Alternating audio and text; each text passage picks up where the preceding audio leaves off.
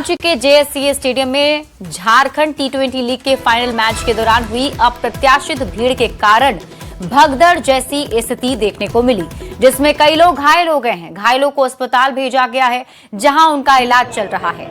दरअसल final match में ticket free था, जिस कारण हजारों की संख्या में लोग जेएससीए स्टेडियम पहुंचे। भीड़ की वजह से गेट बंद किया गया, जिसके बाद लोग गेट और बाउंड्री फांदकर जाने लगे। इसी दौरान भगदड़ भी हो गई। घटना को देखते हुए एसएसपी सहित जिले के सभी वरीय अधिकारी जेएससीए स्टेडियम पहुंचे हैं। पुलिस बल के जवान हालात को काबू पर करने में जुटे हैं। और अधिक जानकारी दे रहे हैं न्यूज 18 संवाददाता ओम प्रकाश।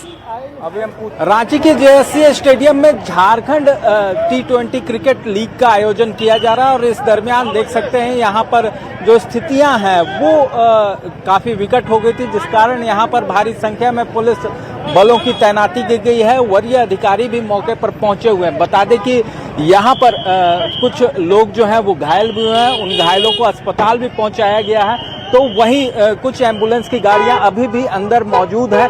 देखना होगा कितने घायल हैं और किस तरह से तमाम यहाँ पर सुरक्षा इंतजाम किए जा रहे हैं। खासतौर से बात करें तो काफी संख्या में जो दर्शक हैं वो यहाँ पर पहुंचे हुए थे, जिस कारण भीड़ जो है वो अंदर जब तमाम सीटें फुल हो गई तो स्टेडियम के गेट जो है वो बंद कर दिया गया। हालांकि इस दरमियान कई लोग जो हैं वो बाउंड्री कूद कर भी अंदर जाने का प्रयास कर रहे थे, जिस वजह से जो स्थितियां हैं वो खराब हुई। इस कारण ही यहाँ पर भगदड़ की स्थिति ऐसी भी उत्पन्न हुई और कई लोग जो हैं वो घायल हो गए। खासतौर से अगर इन तमाम चीज़ों को देखते हो और इस अप्रत्याशित भीड़ को अब भी यहाँ पर रेगुलेट करने को लेकर जो भारी संख्या में पुलिस बलों की तैनाती की गई है, काफ़ी संख्या में पुलिस बल भी मौजूद है, तो वहीं काफ़ी जो दर्शक हैं वो भी इस वक्त यहाँ आते जाते हुए नजर आ रहे हैं। हम जानने की भी कोशिश करेंगे कि किस तरह से क्या कुछ स्थितियां हुई होंगी उस वक्त, ये हम बात करने की भी कोशिश करते हैं। क्या आप लोग अंदर गए थे मैच देखने? मौका नहीं मिला जाने का। क्या हुआ?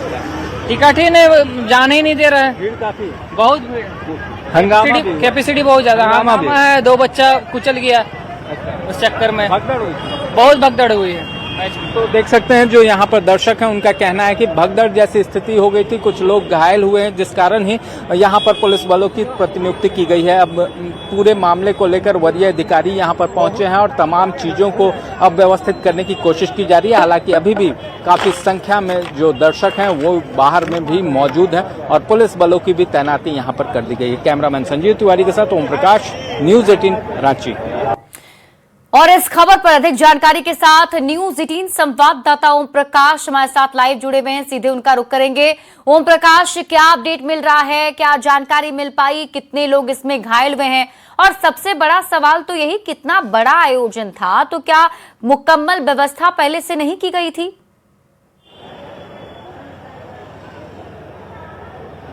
जी, बता दें कि आज मंगलवार का दिन था और इतनी संख्या में लोग जुटेंगे इसका अंदाजा न तो स्टेडियम प्रबंधन को जानकारी में था, न कि जिला प्रशासन की जानकारी में। और यही वजह थी कि भीड़ को कंट्रोल करने के लिए जो स्थिति होती है वो मुकम्मल व्यवस्था नहीं हो पाई, जिस वजह से भारी संख्या में जो यहाँ पर हजारों की संख्या में जो लोग पहुँच गए, उसके बाद स्थितियाँ जो है वो बेकाबू हुई और उसके बाद जो भीड़ है वो पूरी तरह से बेकाबू होकर यहाँ पर बाउंड्री फांदना, गेट तोड़ना, तमाम चीज़ें करने लगी, जिसके बाद यहाँ स्थितियाँ जो हैं वो थोड़ी खराब हो गई, जिसके बाद कई लोग भगदड़ के शिकार हुए। तो वहीं पुलिस को भी इस दरमियान जो है वो बल प्रयोग करना पड़ा, जिसमें भी कुछ लोग घायल हुए हैं। फिलहाल अब तक जो जानकारी सामने आई है उसके अनुसार 6 लोग, जो कि आधा दर्जन लोग हैं, वो घायल हुए हैं, जिसमें से 5 का इलाज जो है राज अस्पताल में चल रहा है, जबकि एक जो घायल हैं उन्हें पारस अस्पताल में भर्ती किया गया है। अब पूरे मामले को लेकर जो यहाँ पर अगर कहा जाए तो तमाम चीज़ें अब धीरे धीरे व्यवस्थित हो रही हैं। पुलिस प्रशासन भारी संख्या में मौजूद है, जिसके बाद लोगों की भीड़ को हटाया जा रहा है। वहीं पर कहें तो जो घायल हैं उनका इलाज जो है अस्पताल में चल रहा है। कुछ को गंभीर चोटें आई हैं, हालांकि सभी खतरे से बाहर हैं, लेकिन गंभीर चोटें हैं जैसे कि जानकारी जो है वो अब तक मिल पाई है। फिलहाल स्थिति को काबू करने को लेकर, और देख सकते हैं जो एम्बुलेंस की गाड़ियां हैं वो अभी भी यहाँ पर पहुंच रही हैं, तो हो सकता है कि घायलों की संख्या में और इजाफा भी हो सकता है। अभी क्या वहाँ पे सारी स्थिति ठीक हो चुकी है और क्या मैच अब खत्म हो चुका है, अब सब लोग वापस जा चुके हैं, अभी भी भीड़ है वहाँ पर? जी, अभी भी भीड़ है। जो स्टेडियम के अंदर लोग मौजूद थे वो अब निकल रहे हैं और थोड़ी देर जो मैच है वो भी खत्म हुआ है, जिस वजह से भीड़ अभी भी मौजूद है। देख सकते हैं काफ़ी संख्या में अभी जो स्टेडियम से बाहर निकलने वाले लोग हैं वो यहाँ पर मौजूद है और उनकी संख्या अभी काफ़ी ज़्यादा है। हम खासतौर से अगर बात करें तो लोगों से भी जानने की कोशिश करेंगे कि आखिर मैच आप लोग देखें। अभी जाना है, सब देखने के लिए जाना है। अभी काफी भीड़ थी यहाँ पे। हाँ, भीड़ था बहुत। अभी देखने के लिए आया था, जस्ट अभी ड्यूटी खत्म करके देखे नहीं अभी। ठीक है ओम प्रकाश, आप इस खबर पर नजर बनाकर रखिए। शुक्रिया इस अपडेट के लिए। बढ़ेंगे आगे और अब बुलेटिन में अगली खबर आपको दिखाते हैं। चाईबासा में खेत की जुताई के दौरान 2 फीट लंबा और करीब 30 किलो वजन का पुराना मोटार शेल मिला है। भारी भरकम और काफी पुराना ये मोटार शेल द्वितीय विश्व युद्ध के समय की होने की संभावना जताई जा रही है। सोनपोखरी गांव में मोटार मिलने की सूचना मिलने के बाद पुलिस और सीआरपीएफ के बम निरोधक दस्ते की टीम पहुंची और मोटार शेल की जांच की गई। सुरक्षा के दृष्टिकोण से मोटार शेल बम को पुलिस और बम निरोधक दस्ते ने गांव से बाहर एक तालाब के पास रख दिया है। एसपी के मुताबिक बम निरोधक दस्ता विस्फोटक की जांच कर रही है, उसे डिफ्यूज करने के बारे में विचार किया जा रहा है। बम को डिफ्यूज करने में जरूरत पड़ी तो सेना को भी सूचित किया जाएगा। गिरिडीह जिले के डुमरी थाना क्षेत्र में एक हत्या की सनसनीखेज घटना सामने आई, जहां अपराधियों ने एक युवक की पत्थर से कुचलकर निर्मम हत्या कर दी। घटना के बाद से इलाके में दहशत का माहौल बना हुआ है, जबकि परिजनों का रो रो कर बुरा हाल है। पुलिस मामले की जांच में जुटी हुई है।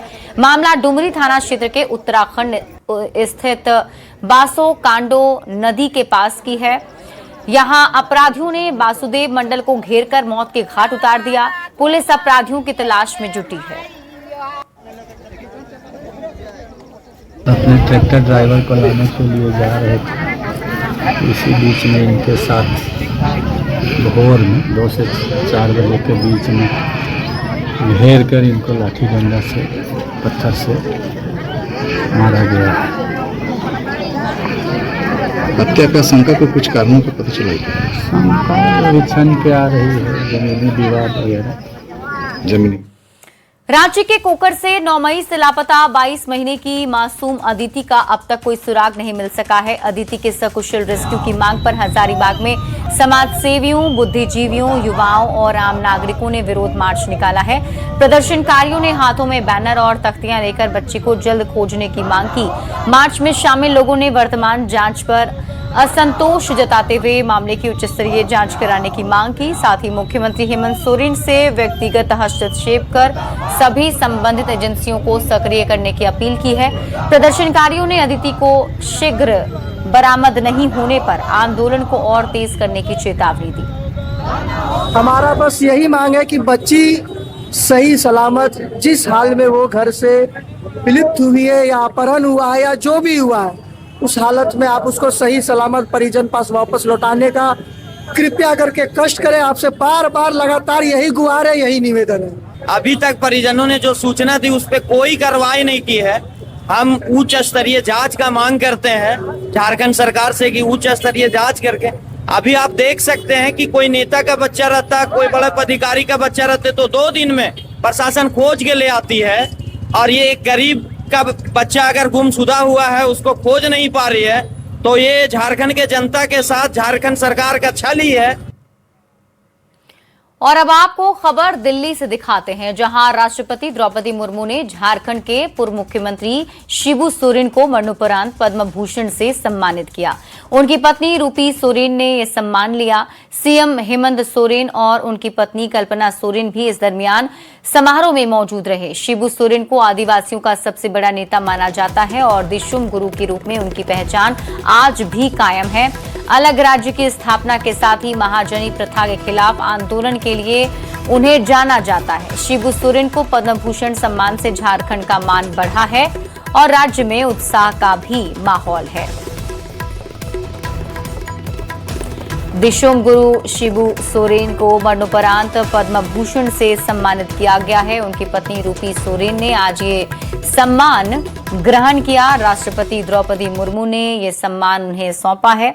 और आपको बता दें कि इस कार्यक्रम के दरमियान मुख्यमंत्री हेमंत सोरेन, उनकी पत्नी कल्पना सोरेन भी मौजूद रहे। ये तस्वीर हम आपको दिखा रहे हैं समारोह की, जिसमें आप देख सकते हैं जिसमें पद्म भूषण से सम्मानित किया गया और उनकी पत्नी रूपी सोरेन ने ये सम्मान ग्रहण किया है।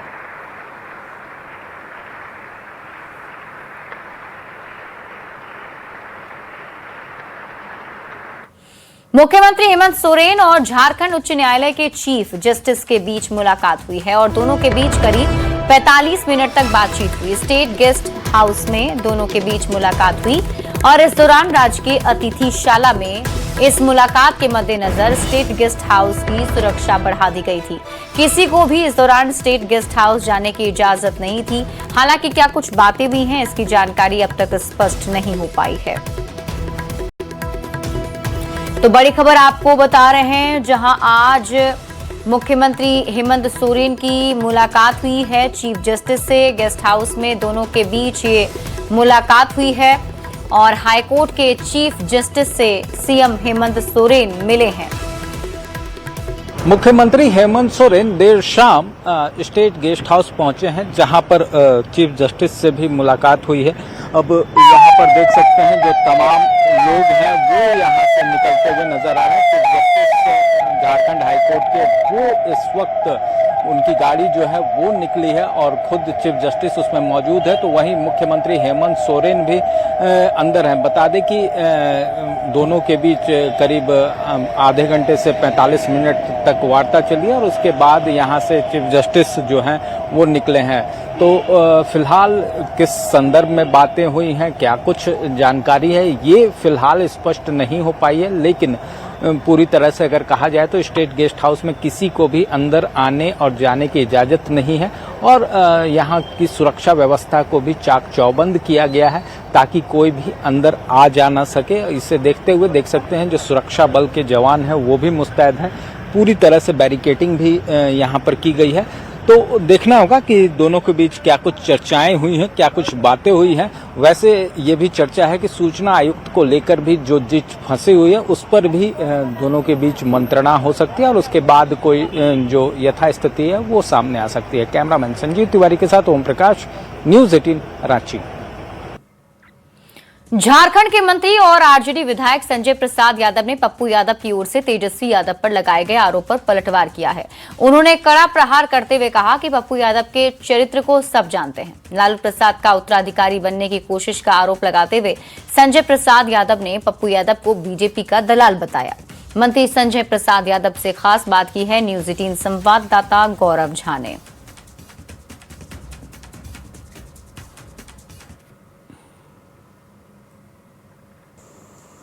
झारखंड में राज्यसभा का चुनाव संपन्न हुआ, लेकिन राजनीतिक और सियासी बयानबाजी अब तक नहीं थमी है।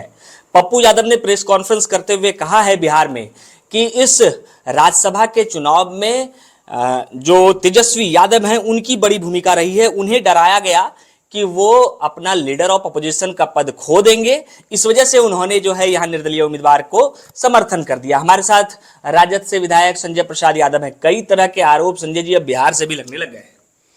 देखिए, ना लालू यादव कभी डरा है ना तेजस्वी यादव डरने वाला है। और जो नेता ने आरोप लगा रहा है पप्पू यादव जो पूर्णिया से सांसद है, उसके चरित्र को पूरा देश दुनिया ने जानता है, देखा है और बड़ी नज़दीकी से उसको हमने भी अध्ययन किए। हम लोगों ने भी उनको काफ़ी मदद किए हैं। और पप्पू यादव गिरगिट समय रहते जो है वो बदलते रहता है। उसकी चाल ही गिरगिट की तरह है। कब कैसे किस तरह बोलेगा, कब क्या बोलेगा, कहाँ क्या भाषा बोले, उसके भाषा पे भी नियंत्रण नहीं है। तो वैसे लोगों का चरित्र पूरा देश दुनिया और बिहार के लोगों ने जानता है। और जिसको माफिया कहता है और जिसको गुंडा कहता है, तो हम ये तो लोगों को पता है कि सबसे बड़ा माफिया कौन है। आखिर पप्पू यादव इतना पैसा बांटता है, कहाँ से बांटता है, कहाँ से लाता है, कहाँ से लाता है कुछ पता है आपको? तो इसीलिए कह रहे हैं ना कि भाई कहाँ से लाता है। ये तो पप्पू यादव को बताना चाहिए कि इतना पैसा जो आप पब्लिक डोमेन में जो बांटते हैं तो कहाँ से ये पैसा लाते हैं। नीतियों से समझौता की जहां तक बात है, लालू यादव नहीं कर सकते थे, लेकिन तेजस्वी जी कर सकते। उन्हें डराया धमकाया गया कि 2 सांसद तोड़ लेंगे और 2 विधायक हटा लेंगे तो आप लीडर ऑफ अपोजिशन नहीं रह पाएंगे।